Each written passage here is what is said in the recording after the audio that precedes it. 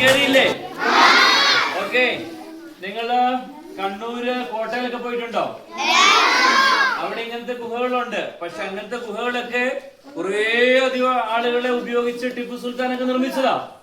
പക്ഷെ ഈ കംപ്ലീറ്റ് ഗുഹയും ഒരു പണിക്കാരനെ പോലും എക്സ്ട്രാ വെക്കാതെ ഒരാള് ഒറ്റയ്ക്ക് പണിയെടുത്ത ഗുഹയാണ്. ഒരാൾ ഒറ്റയ്ക്ക്, ഒരു ചേട്ടൻ ഒറ്റയ്ക്ക്. ആ ചേട്ടനെ നിങ്ങൾ ആരെങ്കിലും കണ്ടിട്ടുണ്ടാവുമല്ലോ അല്ലേ? കണ്ടിട്ടുണ്ടോ?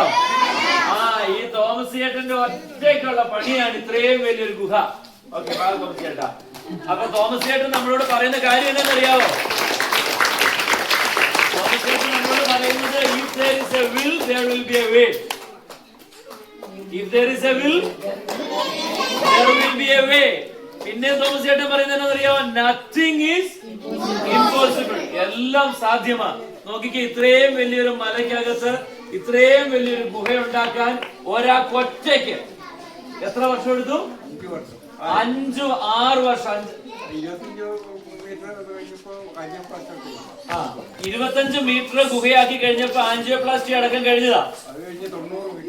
അത് കഴിഞ്ഞ് 90 മീറ്ററും കൂടെ അത് കഴിഞ്ഞ് പണിയെടുത്തു. ഇപ്പൊ ഫിനിഷായോ? ഇനിയും ഇത് ചെയ്തുകൊണ്ടിരിക്കുക. ഇത്രയും വലിയൊരു ഗുഹ. ട്രൂ ലൈറ്റ് ഇംഗ്ലീഷ് സ്കൂളിൽ നിന്ന് ഞങ്ങൾ വളരെ ബഹുമാനത്തോടെ ആദരവോടെ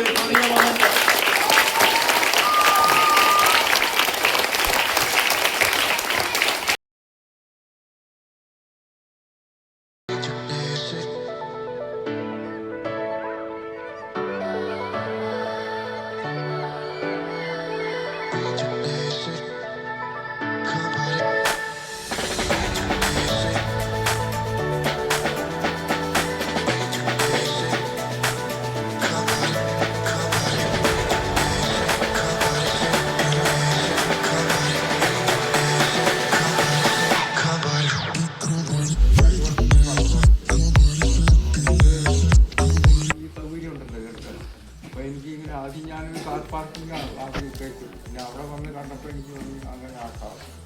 അങ്ങനെ തുടങ്ങി ഇപ്പോൾ ഇത്ര മുനിസിപ്പാലിറ്റി ഇനി കുറച്ച് കൊല്ലത്തെ കുഞ്ഞുങ്ങളുടെ മനസ്സിലാഗ്രഹം.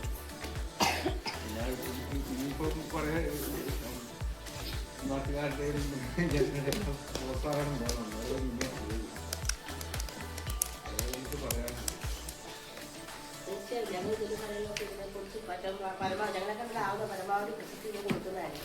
ഈയിടയ്ക്ക് ഇപ്പം 3-4 ചാനൽ ടീമിന്റെ ഷൂട്ടിങ്ങുകാരുണ്ട്. അവര് വരുമ്പോഴാണ് പറഞ്ഞിട്ടാണ് ഷൂട്ടിങ് കഴിഞ്ഞില്ല. ഈ 3-4 ദിവസം കൂടെ ഉണ്ടെന്നാണ്.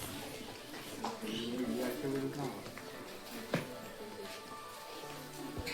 അതുപോലെ ഇങ്ങനെയൊന്നും ചെയ്യുമ്പോ കുടുംബം എല്ലാം സപ്പോർട്ടായിട്ടുണ്ടായിരുന്നു. കുടുംബം ആദ്യം സപ്പോർട്ട് ഇല്ലായിരുന്നു.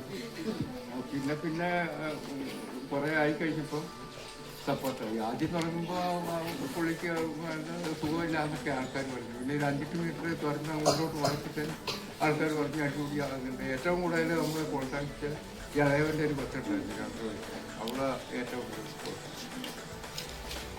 തുടങ്ങിയപ്പം മുതൽ വണ്ടി കൊണ്ട് വഴി ഏറ്റവും കൂടുതൽ. എന്നിട്ട് കുറേ സമയം അന്ന് ആദ്യമൊക്കെ ഈ ടോർച്ചിൻ്റെ വെട്ടത്തിലായിട്ട് അന്നേരം അവള് ഇത് മടുക്കുമ്പോൾ കുറച്ചു നേരം കഴിയുമ്പോൾ ടോർച്ച് ഈ പൈസ വെച്ച് കിട്ടിയിട്ട് അവളെ കിട്ടും. അപ്പോൾ കുറച്ചു നേരം പണി നിർത്തി. അങ്ങനെയൊക്കെ അത് അവളെ ഏറ്റവും കൂടുതൽ കൊടുത്താണ്. ഇപ്പം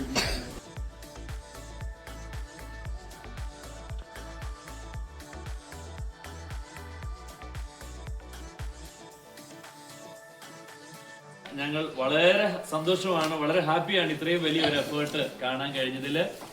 ഞങ്ങളുടെ സ്കൂളിലെ ഞങ്ങളുടെ കുഞ്ഞുങ്ങളുടെ എല്ലാവരുടെയും കൂടെ ഒരു ചെറിയ സമ്മാനം ഓൾറെഡി മൊമെന്റ് തന്നു. ഒരു ഫിനാൻഷ്യൽ ഹെൽപ്പും കൂടെ തരാനായിട്ട് ഞങ്ങൾ ആഗ്രഹിക്കുന്നുണ്ട്. അതിനുവേണ്ടി ഫെയ്ത്തിനെ ക്ഷണിക്കുന്നു. ഒരു 5000 rupees ഞങ്ങളുടെ കുഞ്ഞുങ്ങളുടെ കെയർ ഓഫ് ഞങ്ങൾ തരാൻ ആഗ്രഹിക്കും.